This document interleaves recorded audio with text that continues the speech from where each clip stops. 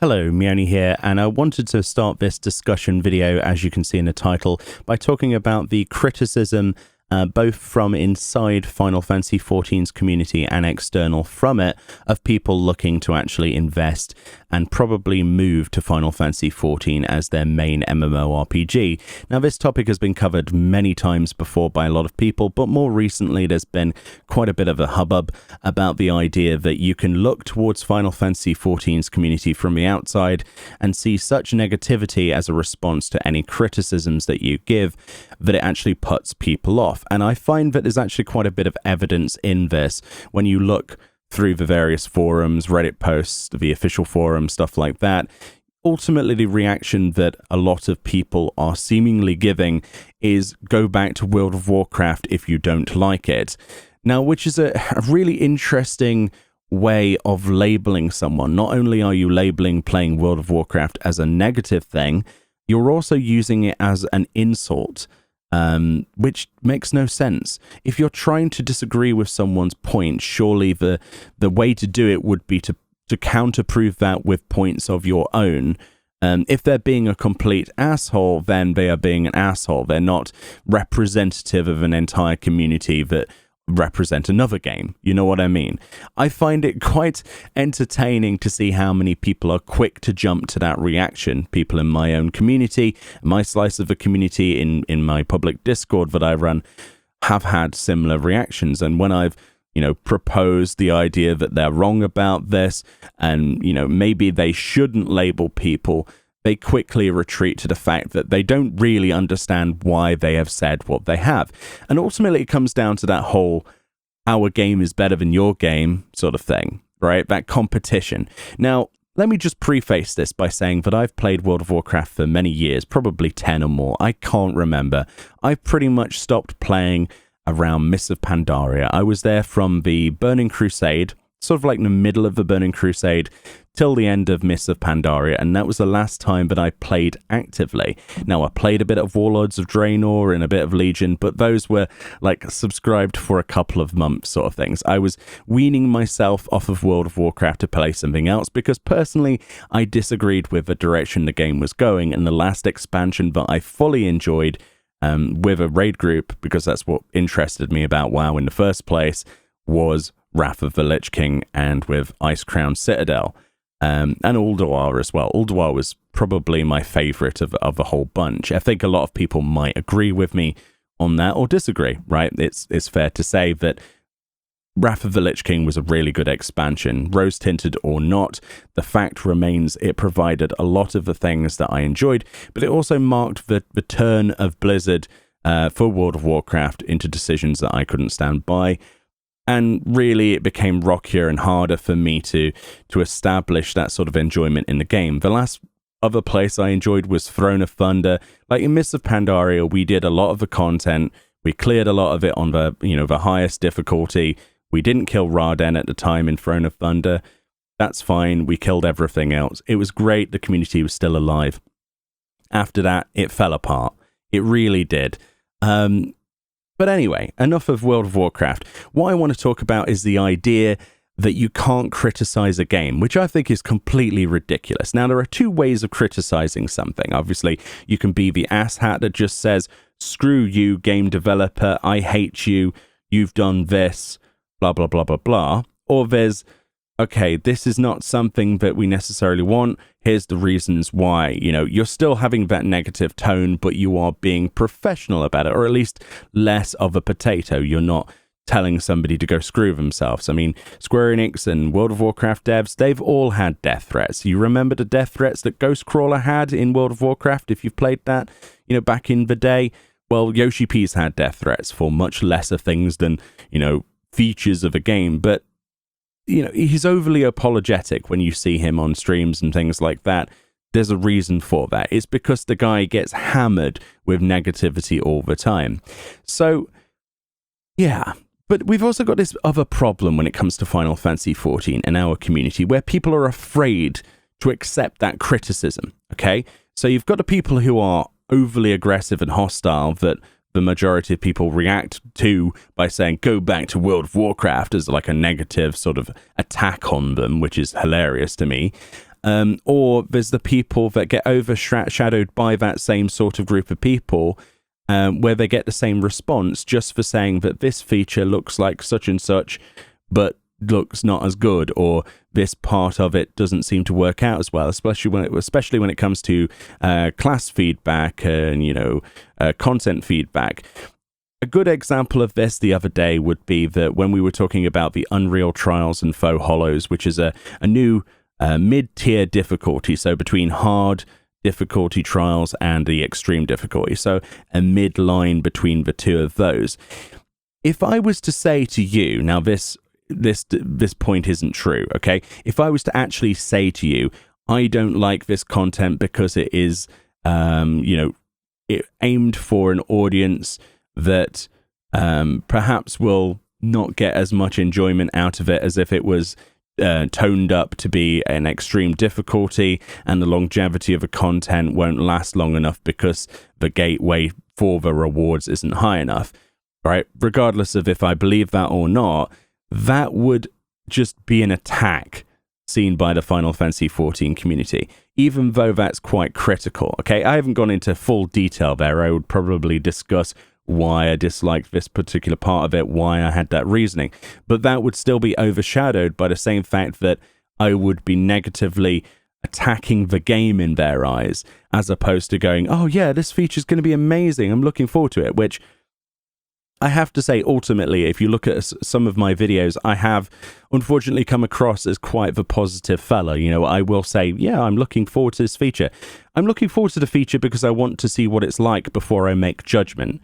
Ultimately, that's what it comes down to. If I dislike something, I will say I dislike something. If I enjoy something, I'll say why I enjoy something, like why I enjoy Eureka and why I disagree with the majority of people who say that it's pointless grind and a waste of time. Well, I'll say, what is a better use of your time other than this? And this is the reward you can get from it. And this, and I'm trying to prove with the whole Eureka restart program that we've created, that we live stream, that you might have catched Eureka from the start. I'm trying to encourage people to try the content out before they badmouth it. Now, when the content was relevant for Eureka, as an example, a lot of people and a lot of my friends in particular did say to me, I'm not interested in that. It looks like way too much work. It's too grindy and I don't like it, even though they had never stepped inside the content, which to me at the time was like, well, okay, that's an interesting way of seeing things. I can understand the time component, but not liking something or, saying to the point of, I hate that kind of thing without trying it is very interesting to me. It comes across as that I just don't like it because I don't want to try and like it, or I'm not going to give it the benefit of the doubt. The fact is that with Eureka at the time, it was actually relatively easy on a very broken down schedule. Like you could just spend an hour in there and then stop your progression and pick it up later because there were people actively queuing for it. Nowadays, it's become a lot harder to do because there are less people queuing for it. And immediately people will respond in a comment section, oh, well, my data center is actually really lively in Eureka. Yes, currently there are a lot of projects like my own that are rekindling it because of the current content in the game is, at the moment, there's not a lot of end game to do. People are waiting for the storyline. And so they're up for a grind to do on the side, which is also why my project works as well. People are invested and interested in trying to do something with their game time that they're paying for each month, which is why it works. But it's taken to the point where I've gone, here's a group, it's publicly accessible, you can join and leave when you want to those same friends, for them to actually actively go, you know what, let's try this out. And surprise, surprise, after a couple of days, yeah, there were some people who said, no, actually, I'm not, this is not my cup of tea. But it's like, you've tried it now. You've figured out what you like and what you dislike, and you can go, it's not my cup of tea. But surprisingly, unsurprisingly to me anyway, surprisingly to them, some of them have found that they've really enjoyed that content, and that, trying it was the misstep there, and they said themselves they wish they had done it when it was relevant, and they're not going to be making that mistake the next time this sort of content comes out. As we know, in 5.35 we're getting the Bosnian Southern Front, which is pretty much the same idea.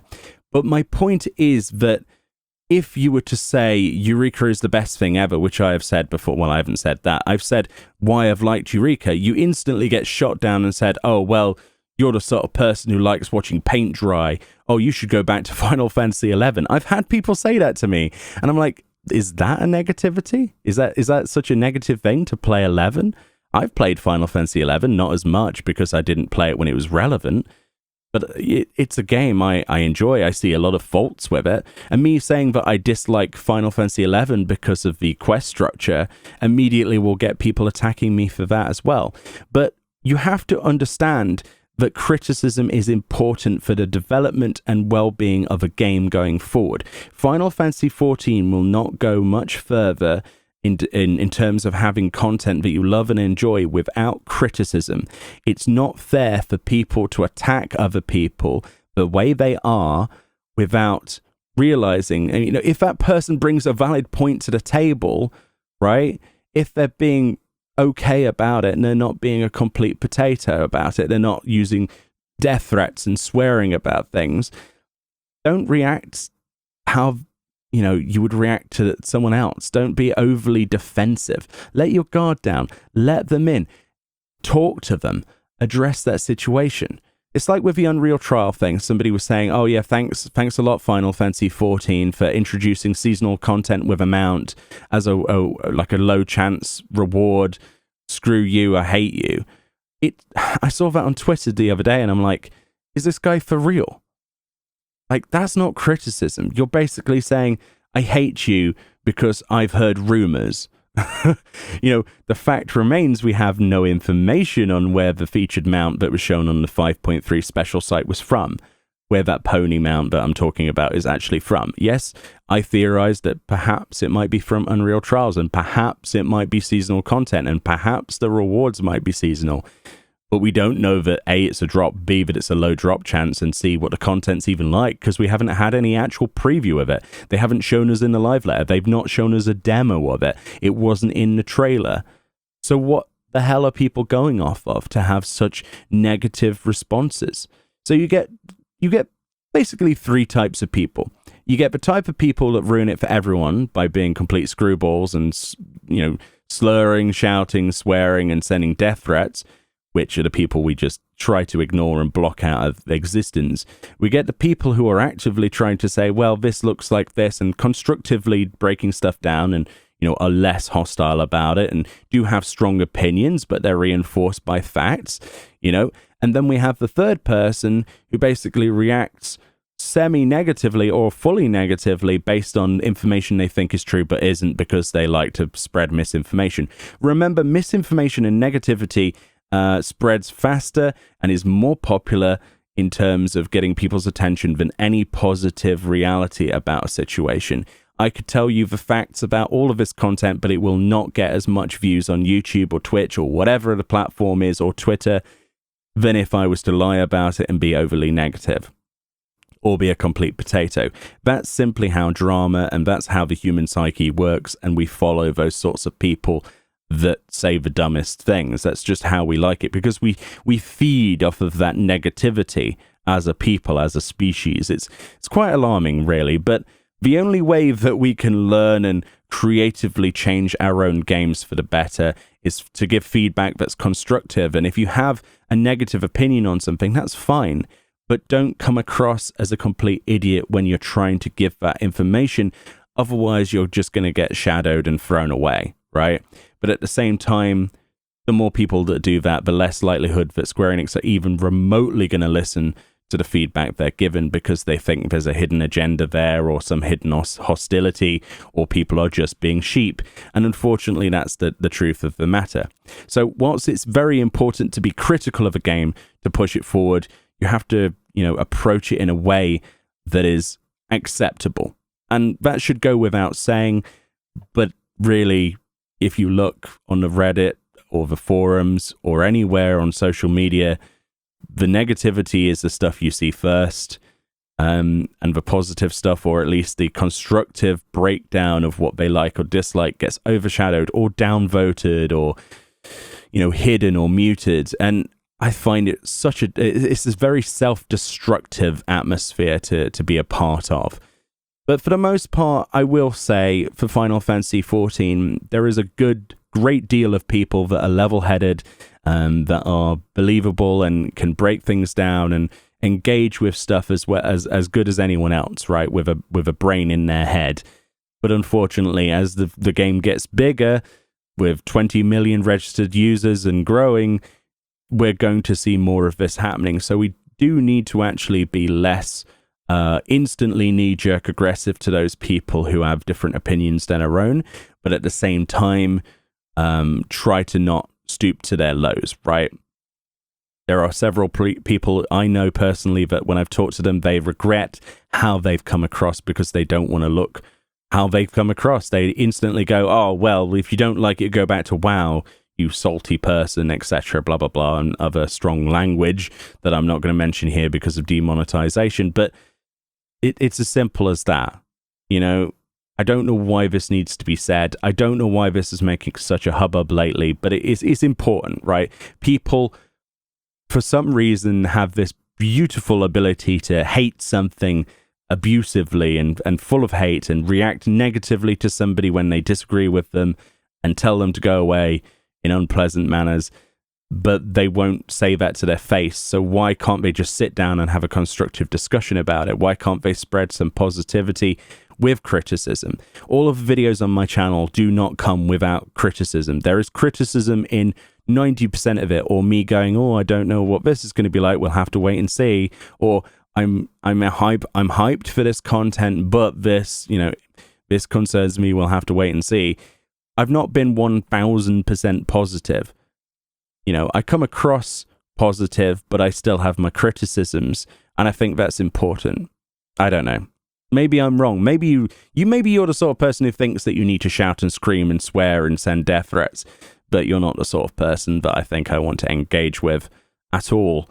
And I really, really hope that you are the minority going forward, because what I've seen over the last few days has just been, well, it's been completely vile, to be honest. It would be nice to just see why you dislike something, not that you hate the people who made the game that you're enjoying. It's hypocritical and frankly hilarious and very immature.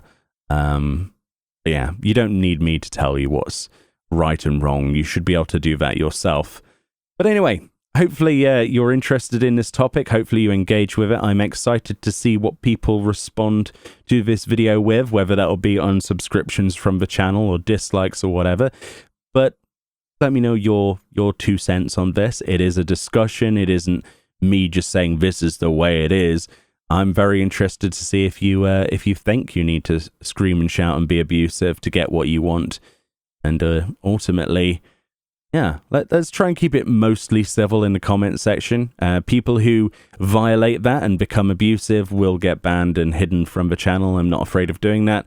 And we have other people moderating the chat, the comments these days. So yeah, try and keep it civil, try and be constructive, and also, be clear about your point and why. I think that's the biggest thing going forward in every situation. Clarity is very important, and the way that you bring across your points. Not necessarily what the points are themselves, which are very important, but it's the way you deliver them. Yeah, like I say, if you're a complete toaster, you're a complete toaster. There's no changing that. There's only so many times you can polish a turd, right? That's a better analogy.